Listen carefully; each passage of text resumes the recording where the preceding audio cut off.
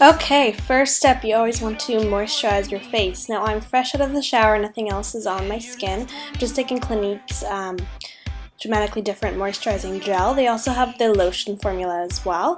Gel works good for me because I have combination to oily skin. I'm just patting that in anywhere that I need a little bit moisture to help my foundation go on a lot smoother. Next is foundation primer. Now if you don't have a primer, the longer but cheaper way is to make sure that you exfoliate your face the night before, put on a moisturizing mask or a really good moisturizing cream, and it'll basically fake really smooth skin. Like me, if you're short on time, a good silicone-based primer will do the job as well. This is the Smashbox Photo Finish Primer, and I believe it's the version that helps with spots that I'm using right now.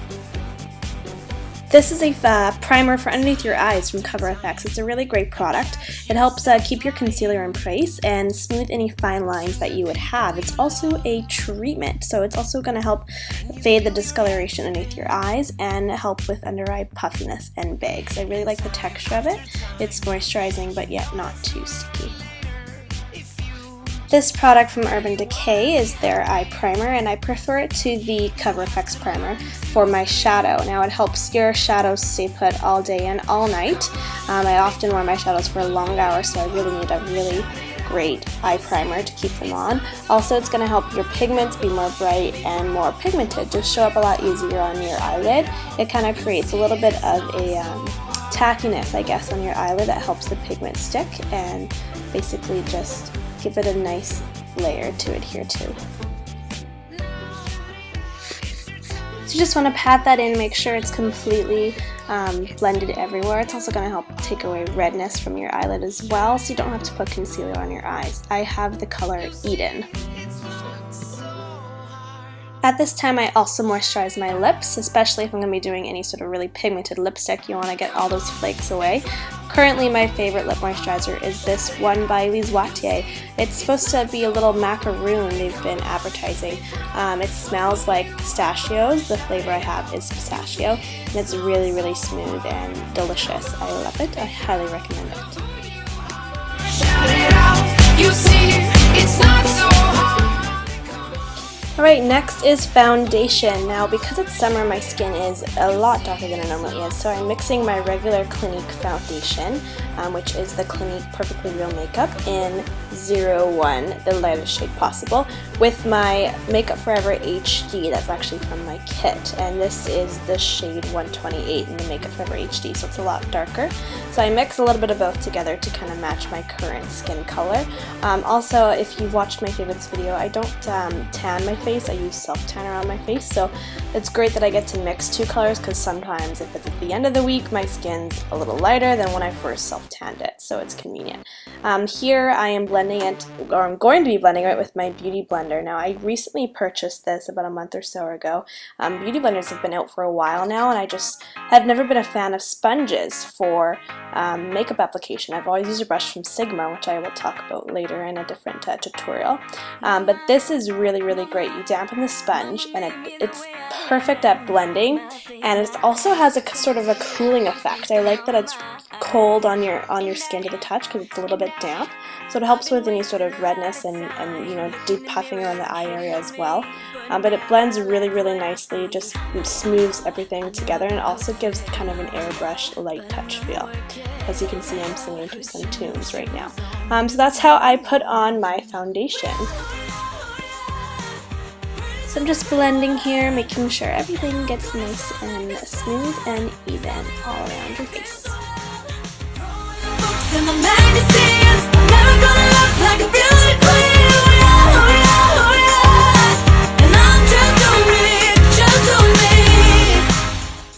Next is a pro product, which saddens me because I'm pretty sure they discontinued it, even for pros. This is a compact from Cover FX, and it has 3 of their full coverage concealer foundations. It's the E, I believe, the E family, and I'm pretty sure the color that I'm using right now is E20. The lightest color on the top right is E10, and then the one that I've barely touched is E30. Apparently I do not get as dark as I've seen. So I really love this concealer. It's super, super pigmented. It's really layerable. So if you put one layer on, you can always go back and put another, and it's not going to take off what you just put on. It transfers really, really nicely, but you can also shear it out with this beauty blender. It does become a little more blendable. For the rest of my face, I don't need too much coverage, but I just have a little extra redness like around my nose that I need to cover up. So I really love this for concealer. Once I'm out, I probably will repurchase my most used colors. Also on the bottom, I have their setting powder. Now the only setting powder you should be using underneath your eyes is something extremely finely milled. Now you'll see this in a second. If you use regular face powder on your eyes, it is going to clump up and make it look really cakey and actually accentuate any fine lines you have. Now to step back here, this is a lighter color on the concealer that I talked about, the E10, that I'm putting underneath right where I'm pretty purple. That's going to help highlight that area.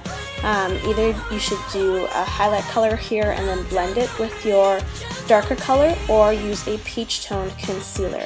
Now peach counteracts any blue or purple undertones underneath your eye. Another good one is the Benefit Concealer Erase Paste. So either something peach toned that has a bright peach pink effect, or something a little lighter than your skin tone that's really pigmented that you can blend out with your current foundation color, which I will show you in a second.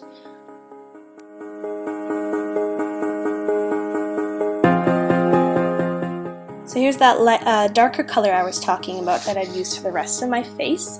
I am using it to blend out the lighter concealer, and it's going to help match it to my skin tone, but the lighter concealer is basically correcting my darkness underneath, and you'll be able to tell the difference between my one eye to the other. Also, I always blend my concealer with my fingers, because the warmth of your finger is going to help blend in the very rich texture of the concealer to make it basically blend in with your skin completely rather than looking like concealer. If you use a brush, it's just kind of even a feathered effect almost, I find, and sometimes I like to use the sponge as well to just kind of get some extra coverage in there. So first I start with my finger so it melts and basically becomes one with my skin, and I buff it out for a nice smooth effect with the sponge. And time for the other eye.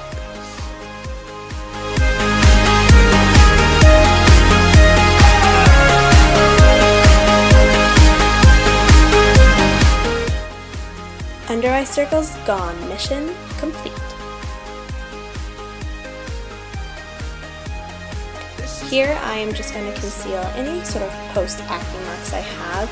My skin is really thin and sensitive, so if I have a pimple, the marks tend to stay with me for about a month or more sometimes, depending on the severity of the outbreak. So I'll just conceal with my regular concealer that I have in here, the E20, the bigger shade that I was showing before. So like I mentioned before, you want to set your under eye powder with a really finely milled powder. Now this is from Cover FX. You'll be able to tell the texture of a powder if you pick it up with your hands and it kind of just dissolves like a puff into thin air. Often pressed powders aren't as finely milled as loose powders.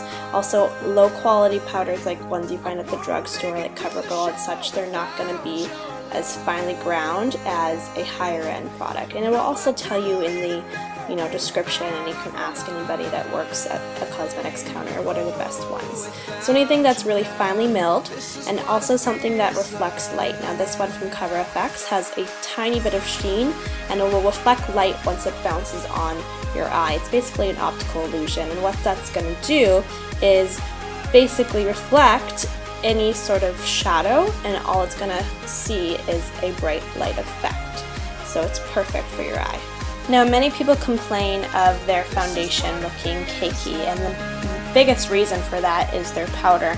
Now, I'm going to be talking a lot about powder because it helps set your foundation and your entire work, but if you use the wrong kind, it will make you look like a cake face. I am sorry.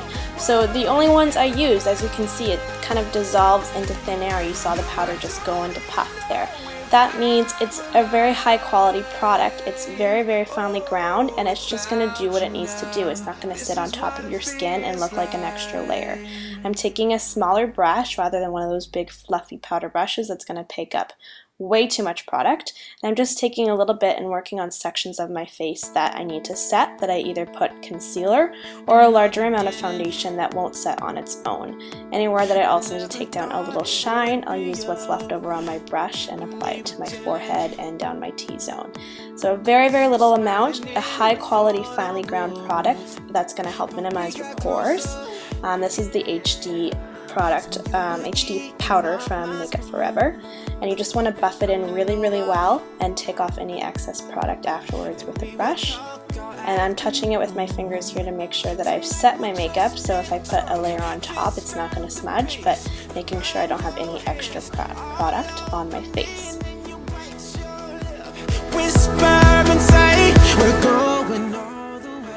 Next, you want to contour and bronze. Now, if you don't want to go crazy into the contour, use a bigger, fluffier brush. I like to give myself a little bit of shape. The bigger round blush will just kind of warm up your skin. This is a flat top kabuki. This one's just from e.l.f. It was really cheap online, but it's lasted me a while and works really well. So kabuki brush is a brush that has a lot of bristles finely densed together, and it's flat top, so it's going to give me a sharp edge that will create that sort of contour cheekbone I'm looking for. But then because it's a kabuki, I can let go and blend it out, and it'll basically disperse and blend really, really nicely with my skin. So it's my favorite brush I use for bronzing, and I start with my underneath my cheekbones, and then I'm going to bring any extra product down at my jaw and up on my forehead to kind of create that E shape anywhere where the sun would naturally hit. I'm using a product from NYC, surprisingly. It's a really, really great bronzer. It's completely matte. It's called the Smooth Skin Bronzing Face Powder in Sunny. It was about $3. Crazy find, I know. In the wintertime, I use Hoola bronzer from Benefit. It's a lot lighter, but for the summertime, with my skin being a little bit darker, it doesn't give me enough definition, so I'm moving to the NYC Bronzer for summer. So again, just repeating it on my other side of my face, making sure I really blend it out. My cheekbones, on top of my forehead, and down by my jaw, and then what's left over I always put on my nose and a little bit down my neck. Here I'm using a smaller brush, a little dome-shaped brush, and I'm going to slightly contour my nose a bit just to make it appear a little bit slimmer. Now, it's all about shading and lighting effects, and I can make a separate video about contouring and highlighting. I don't go too deep into it, but this was a full face routine that if I was going out and I wanted to make everything look as good as I could, I would contour my nose a bit just to make it seem a little more straight. A little bit of optical illusion there. Perfect. Next is my blush. This one I'm using from Benefit. It's the Havana blush. It's a mosaic of pinks and peaches and a little bit of like a light highlight there. It's not shimmery at all really, it just gives me a nice pink blush. I'll use this or either a hot pink brush or a peach one. I just felt like grabbing this one today. And I'm just going to take a angled brush. This one's from Sigma as well, and it is the F40 large angled contour. So it's really going to shape well to your cheek and allow you to blend right up to where the rest of your bronzer is. So you want your blush and your bronzer to kind of become one and seamlessly create that really nice cheekbone effect. So blending it up and not double dipping, but leaving any extra product up to where my bronzer is as well to create a natural effect. Time after time, when you don't get what you need. Lastly is highlight. Now this is the Paris palette from Sigma. I wish I could get this product separately because it's kind of chunky to take out every time I just want to highlight, but it's their highlight product in the Paris palette, and it's a really soft, demure pink color with a slight shimmer. Now as you can see, it's not picking up majorly on my skin, but it'll give you a little bit of a glow. I think you can notice here that it just kind of brings up the light to my face and makes your cheekbones appear higher. So by contouring and creating a shadow underneath and putting a highlight on top, it's going to create that sculpted effect and also give you that summer glow. I'm also doing it just in the bridge of my nose and right on top of my lip line to create some fuller lips. Just using a very, very small brush that doesn't take a lot of product. Finally, I'm using a duo fiber brush from Sigma. This one is the F50. What this is going to do is just very finely blend any excess product together to make it look a very seamless, flawless finish. And I just do this really quickly to make sure I didn't miss any areas. Just combing my crazy eyebrows down, getting ready to do my full definition eyebrows. That will be in a separate video linked below for you guys. And finally, setting your makeup. This is important, A, because it's going to take away any excess powder on your skin. As the water particles dry, it dissolves them. Also, this is going to help set your makeup and make it last all day long and take away any shine. It works wonders. I highly recommend it. That's the finished look. Thanks for watching. See you again, guys. Bye.